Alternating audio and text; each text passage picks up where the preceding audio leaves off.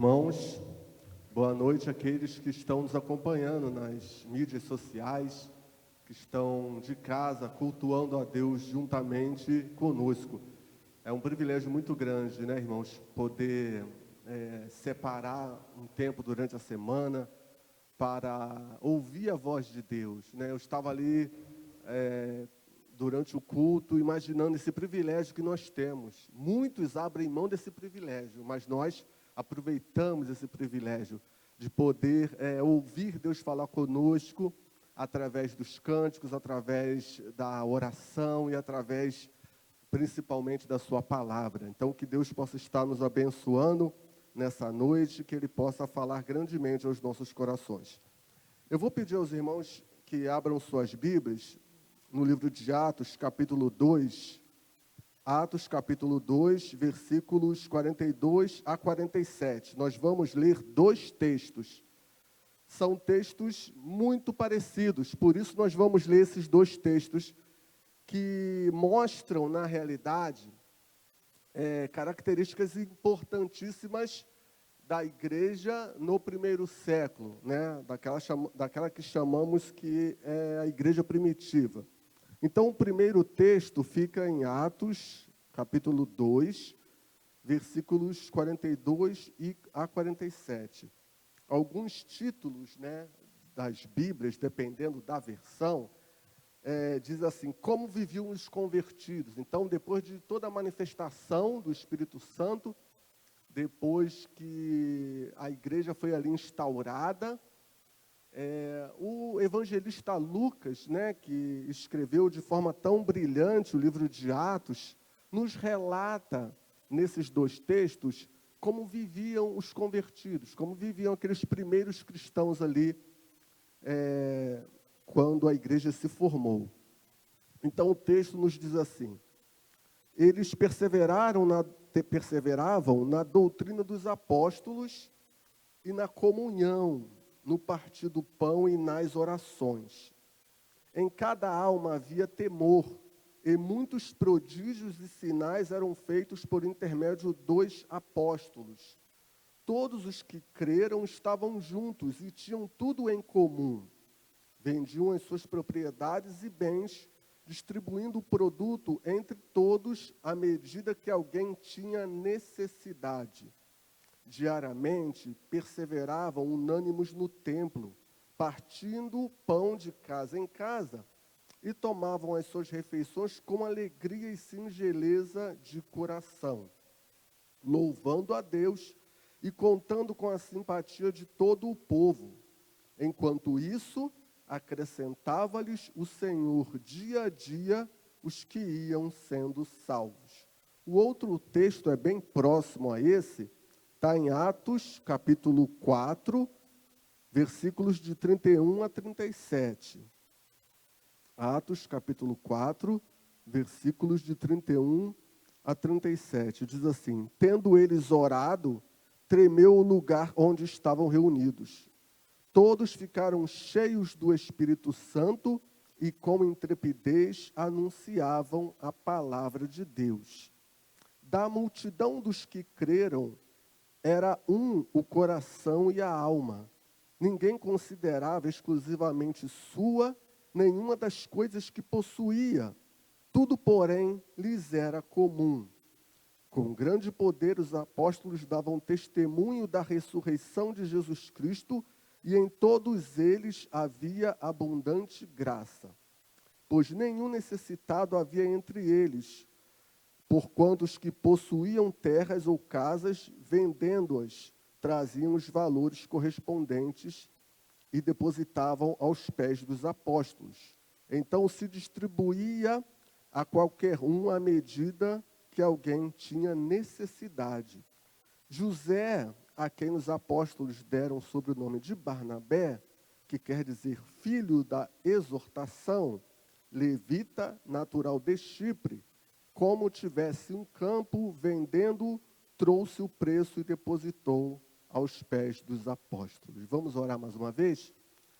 Louvado seja o teu nome, nosso Deus, pela maravilha da tua palavra.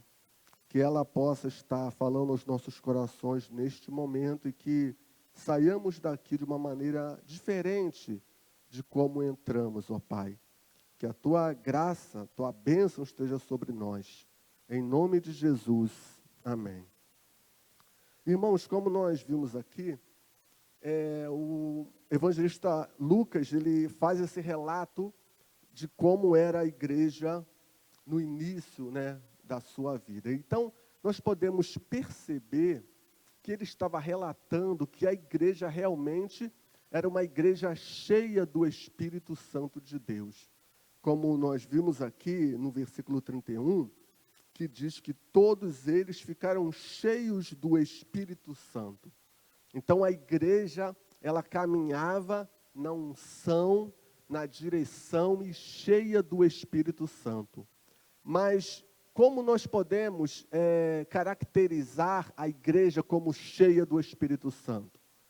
Quais são os atributos ou as qualidades ou as características dessa igreja para dizer que ela estava cheia do Espírito Santo? Então, mesmo com uma diferença, né, dos contextos da igreja daquela época e com relação à igreja na nossa época, nós sabemos que podemos nos inspirar, sim, nessa igreja que era cheia do Espírito Santo. Podemos viver as características dessa igreja. Podemos vivenciar aquilo que Deus realizou na vida daquela igreja. Podemos, sim, desfrutar da atuação de Deus na vida de cada um.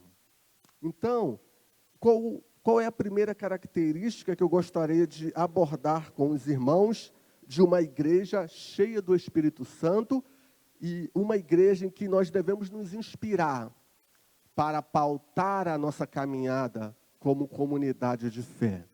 Primeiramente, a igreja ela orava. Então, a gente leu aqui no versículo 31 do capítulo 4, que a igreja estava orando quando tremeu o lugar em que estavam reunidos e todos ficaram cheios do Espírito Santo. Aquela igreja era uma igreja, irmãos, marcada pela oração. Os irmãos podem ler aqui o livro de Atos por diversas vezes. O autor, ele relata a igreja orando, a igreja intercedendo, a igreja de joelhos, a igreja clamando a Deus. A oração era uma das marcas da igreja. É muito importante, é muito bom, e eu acredito que a igreja tenha ficado muito feliz pela retomada do culto de oração, né? No próximo domingo, aproveito para fazer um convite a todos. No próximo domingo, o culto de oração antes da escola bíblica, que tinha, né, e parou por diversos motivos, ele vai ser retomado, né, 8 horas da manhã aqui no templo da igreja. Então a igreja realmente ela tem que priorizar a oração, tanto a oração como comunidade, a oração em grupo, como a oração individual. Ainda, irmãos, que às vezes nós tenhamos essa demanda desses novos tempos. Nós sabemos que há muitos anos atrás a vida não era igual à que nós temos hoje. A vida ela era bem mais, podemos dizer, lenta, ela era bem menos corrida. Então hoje nós temos muitas coisas que podem atrair a nossa atenção e tomar o nosso tempo. E é claro que muitas delas são necessárias, mas nós precisamos ter essa sabedoria para saber administrar o nosso tempo e dedicar a Deus um tempo de oração de qualidade na nossa casa. Nós sabemos que toda essa questão da internet, toda essa questão daquilo que nos atrai e chama a nossa atenção, né? As séries que tem hoje em dia, antigamente não tinha isso, que passam na televisão, elas podem tomar o nosso tempo, mas não adianta nós demonizarmos tudo isso que tem nos dias de hoje. Nós precisamos ter a sabedoria e administrar o nosso tempo. Ter um equilíbrio para fazer com que isso que nós temos, que nós vivenciamos nos nossos dias, não tome o lugar da oração. Porque sempre foi assim, sempre surgiu alguma coisa que podia nos distrair. Os irmãos imaginam quando teve o advento, por exemplo, da televisão, né? A gente sabe que até pouco tempo atrás, ou se não me engano, até nos dias de hoje, tem denominações de que nós respeitamos o posicionamento que proíbem os seus membros de verem televisão. Então, também quando surgiu a televisão, as pessoas começaram a falar e a argumentar que ela ia atrapalhar a vida do crente. Hoje faz parte, né, da vida das pessoas. Então, situações e contextos e mudanças de comportamento sempre vão acontecer. Hábitos novos as pessoas sempre vão adquirir. Mas o que precisamos é ter esse equilíbrio e sabedoria para sempre dedicar um tempo de qualidade ao Senhor na nossa casa, para que nós estejamos ali orando, clamando pelas nossas vidas e pela vida da igreja. Então, a igreja ela era marcada pela oração. Esse é o primeiro passo da igreja que era cheia do Espírito Santo. E é aquilo que nós também devemos fazer. Nós devemos nos inspirar nessa igreja. Então, ela era marcada pela oração. A segunda característica, ela era marcada pela união. Versículos 32, 36 e 37. O autor diz, da multidão dos que creram, era o coração e a alma. Ninguém considerava exclusivamente sua nenhuma das coisas que possuía. Tudo, porém, lhes era comum. José, a quem os apóstolos deram o sobrenome de Barnabé, que quer dizer filho da exortação, levita natural de Chipre, como tivesse um campo, vendendo, trouxe o preço e depositou aos pés dos apóstolos. Então a gente vê que no versículo 32, ele relata de como era a vida daquela igreja que vivia em união. E no versículo 36 e 37, ele cita o exemplo de Barnabé. A gente vê que Barnabé, ele cita como uma pessoa que exemplificava aquilo que ele estava falando e era uma figura de destaque na igreja primitiva. Então, a gente vê que aquela igreja, ela vivia em união. A atuação do Espírito permitia que ela se unisse em suas convicções doutrinárias, na comunhão, nas ofertas e na adoração. Então, a igreja tem que viver essa união, né, na adoração. Ela tem que viver essa união na própria comunhão, porque eles estavam aqui vivendo realmente em comunhão, né?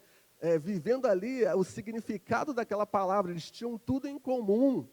Eles caminhavam de uma maneira uníssona dentro da doutrina. Não é claro que a gente sempre destaca, as pessoas têm suas opiniões divergentes dentro da igreja, mas nos assuntos periféricos, nos assuntos centrais, todos têm que caminhar numa mesma linha e numa mesma direção, né? Vivendo em comunhão dentro dessa realidade. Então, eles viviam em comunhão dentro das suas convicções doutrinárias. Como o apóstolo Paulo chamou a atenção lá da igreja de Corinto, que ela estava dividida, uma era de Paulo, outra era de Cefas, outro era de Apolo. Não, ela tem que caminhar numa mesma direção. Então, essa igreja, ela vivia em união. Essa expressão, era um coração e a alma, ela é uma expressão hebraica que significa acordo total. A igreja vivia num acordo. E é aquela frase também, eles viviam dentro daquela questão, daquela frase que eu sempre gosto, né? Eles concordavam em discordar, né? Provavelmente.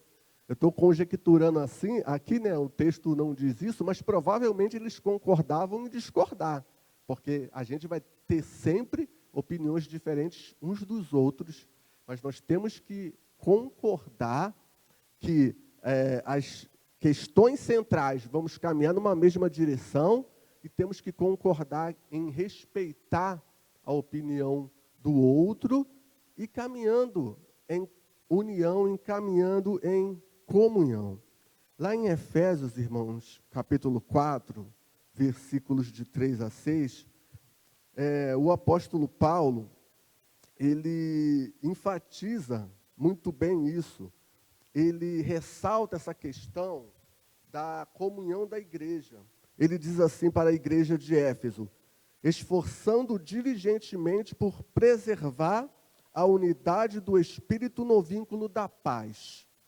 Há um só corpo e um Espírito, como também fostes chamados numa só esperança da vossa vocação. Há um só Senhor, uma só fé, um só batismo. Um só Deus e Pai de todos, o qual é sobre todos, age por meio de todos e está em todos. O apóstolo Paulo aqui está corroborando aquilo que a igreja primitiva vivia, ressaltando a importância da unidade e da união e da comunhão para a igreja de Éfeso. Então, nós precisamos entender, precisamos conceber essa ideia da importância, irmãos, de vivermos em comunhão, de vivermos numa mesma direção, num mesmo propósito. Isso é essencial para a vida da igreja. E isso é uma marca de uma igreja que é cheia do Espírito Santo. Os cristãos, eles se sacrificavam e compartilhavam tudo o que tinha uns com os outros. As suas doações, como nós podemos ver aqui, eram voluntárias e baseadas no amor. Então, a gente percebe aqui que eles viviam dentro dessa unidade em vários aspectos, como eu falei anteriormente. Doutrinariamente falando, na questão das ofertas, né, todos eles tinham alegria ali em ofertar, em contribuir. Na questão da ajuda ao próximo, então eles viviam dentro dessa realidade. Mas, irmãos, é importante a gente salientar, como nós devemos sempre salientar também nos nossos dias, que a igreja não é perfeita. Quando a gente começa a falar sobre as características da igreja primitiva e que nós devemos nos inspirar nelas, isso não quer dizer que a igreja vai ser perfeita, porque nós somos seres humanos falhos.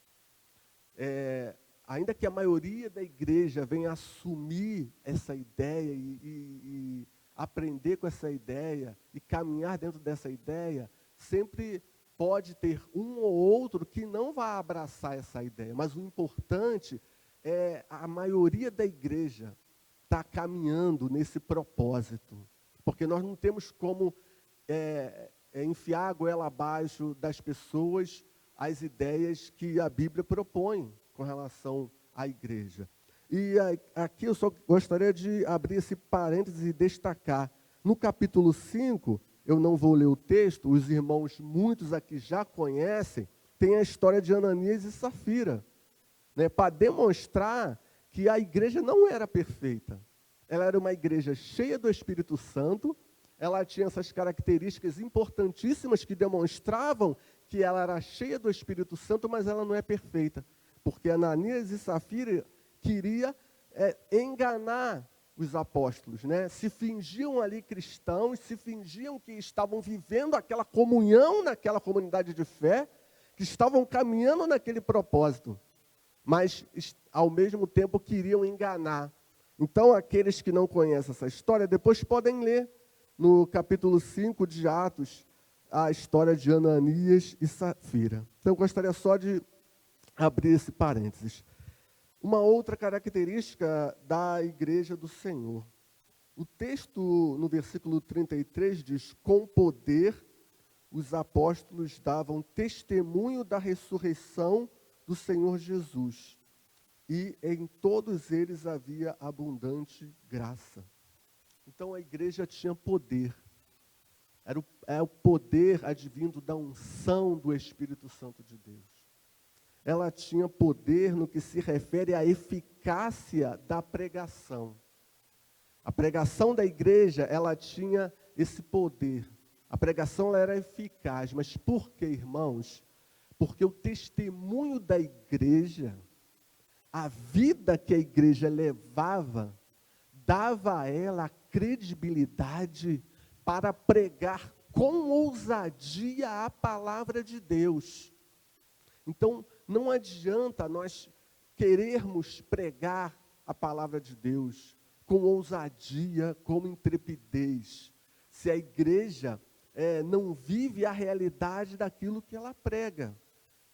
Então, a igreja a igreja primitiva aqui, ela pregava com poder porque ela vivia essa realidade. Então, que essa seja a nossa realidade a cada dia. Né? Como eu falei no início, que nós possamos a cada momento nos inspirar naquilo que a igreja realizava, nessas características da igreja, e possamos buscar viver essa realidade. Ela tinha grande poder e contava com a simpatia de todo o povo. E quando nós falamos de poder, irmãos, ela tinha um poder também porque Deus concedia poder à igreja para pregar o evangelho. Deus concedia poder à igreja para viver o testemunho dela. E Deus concedia essa graça à igreja para ser bem vista por todas as pessoas. Mesmo com algumas oposições que ela tinha naquela época, ela era muito bem vista pelas pessoas, por aqueles que estavam ao seu redor. E a igreja também, nós também, a igreja brasileira, nós como segunda igreja, devemos buscar essa perspectiva. Viver de acordo com a vontade de Deus, agir com grande poder e contando com a simpatia do povo. A igreja, irmãos, ela não depende do poder humano para realizar a sua obra, nem cumprir a sua missão. Nós não dependemos do poder humano, nós não dependemos das instituições, nós não dependemos de nada, nós só dependemos de Deus para cumprir a nossa missão. Ela não depende de governos, de políticos, de ricos e de poderosos. Ela só depende do poder de Deus. Ela não depende, a igreja aqui na terra, ela não depende de fazer acordo com ninguém, porque a sua aliança é com o Senhor. Quando nós cremos em Cristo, nós firmamos uma aliança com o Senhor, com Deus. Então, nós não precisamos de fazer acordo com nada, com ninguém, porque nós temos uma aliança com o Senhor. E é Ele que nos concede ousadia, poder para viver o Evangelho, para pregar a sua palavra. Apesar das oposições, o povo em geral se sentia atraído pelos cristãos.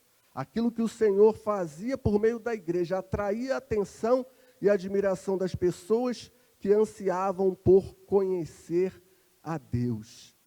Como é bom, irmãos, nós sermos bem vistos pelo povo.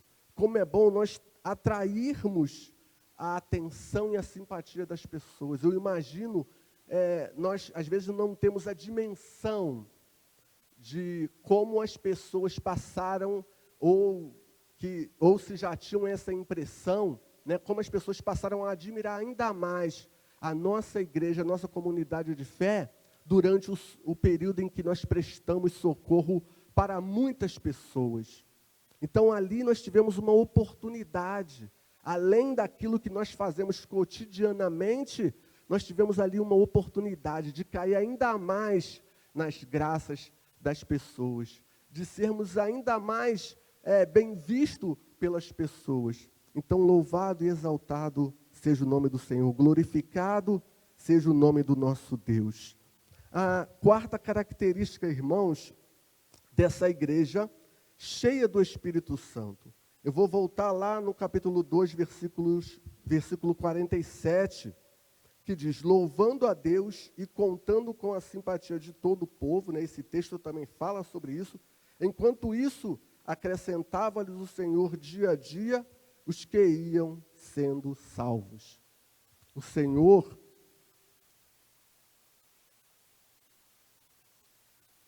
Ele acrescentava à igreja aquelas pessoas que haviam de se salvar. Então, tudo aquilo que a igreja realizava, a oração persistente, o viver em comunhão, o agir com poder e com a graça do Espírito, tudo isso redundava num crescimento exponencial da igreja. Então, nós temos que entender que o crescimento da igreja é algo que é natural. Nós vivemos da maneira que Deus quer, então a igreja cresce naturalmente. É claro que a gente não vai ficar de braços cruzados, né? Além daquilo que a igreja realiza.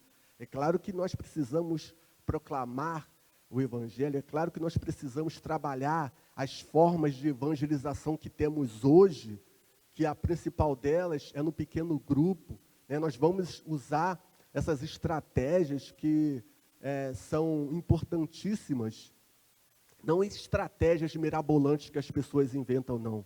Estratégias que são bíblicas, né? Para que a igreja possa crescer. Porque, irmãos, a igreja é um organismo vivo. Nós cremos nisso.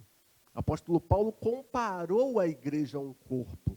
A igreja é um organismo vivo. E, então, como organismo vivo, é natural que ela cresça. É natural que ela se desenvolva. E assim acontecia com a igreja primitiva que era cheia do Espírito Santo. Ela crescia e ela se desenvolvia. Muitas vezes, nós olhamos o crescimento da igreja assim com certo ar de condenação, quando eu falo crescimento da igreja de algumas comunidades de fé. Porque imaginamos que aquela igreja ali usou de muitos artifícios para que o templo estivesse lotado, ou para que a igreja pudesse crescer. É claro que muitos realmente usam de artifícios não muito bíblicos, ou artifícios humanos para atrair as pessoas. Mas a gente tem que entender que crescimento não é enchimento. Às vezes a igreja pode estar abarrotada de pessoas, mas ela não quer dizer que ela esteja crescendo. O que caracteriza uma igreja em crescimento é a conversão de almas e o discipulado dessas pessoas, para que elas sejam também ministras do Senhor. Porque não adianta lotar a igreja com pessoas sem compromisso ou com pessoas que estão ali em busca de algo. Então, às vezes, quando nós observamos alguns exemplos de crescimento de igrejas que estão crescendo, a gente olha meio que com um ar de condenação, porque imaginamos que ela está crescendo de uma maneira errada. Mas existe também o crescimento sadio, e é esse crescimento que a igreja deve buscar dia após dia. Porque Deus nos dá as ferramentas necessárias para que cresçamos. E precisamos crescer, irmãos, por quê? Porque as pessoas precisam ser evangelizadas, as pessoas precisam ser salvas. O campo, o próprio Cristo falou, a seara é grande, mas poucos são os ceifeiros. O campo já está branco para a colheita. Então, o Senhor nos dá as ferramentas necessárias para que nós venhamos a crescer, para que nós venhamos a nos desenvolver. E essa igreja aqui primitiva, que, como eu falei, era uma igreja cheia do Espírito Santo, ela também desenvolvia, ela também tinha essa característica do crescimento. Então, nós, como igreja do Senhor, que buscamos ao Senhor, que que estamos a cada dia buscando ser cheios do Espírito Santo, que nós possamos também desfrutar desse privilégio de ver a igreja crescendo, se desenvolvendo, de ver vidas sendo salvas. Precisa alegrar o nosso coração, meus irmãos, precisa ficar alegre quando vemos rostos novos na nossa congregação. O nosso coração precisa se encher de alegria quando vemos pessoas novas adentrando as portas da igreja, se firmando na igreja, se envolvendo com os trabalhos da igreja. Isso deve alegrar o nosso coração. Mas nós devemos ficar incomodados se nós olharmos para o nosso lado e vermos sempre os mesmos rostos, as mesmas pessoas, o mesmo grupo. Então, é necessário que a gente trabalhe para que vivamos a realidade que a igreja primitiva viveu, porque é possível sim. E isso não foi uma realidade que foi vivida no passado e ficou lá no passado, não. É uma realidade que nós podemos viver nos dias de hoje. Então, que o Senhor possa nos abençoar, que nós possamos estar firmados nos seus propósitos e que possamos estar caminhando para viver as características dessa igreja, que era uma igreja cheia do Espírito Santo, para que possamos assim também vivenciar essa realidade, vivenciar essa grande bênção de ser uma igreja cheia do Espírito Santo e desfrutar de tudo aquilo que Deus pode realizar através das nossas vidas. Que Deus nos abençoe, que Deus possa estar nos guardando e que todos tenham um ótimo restante de semana.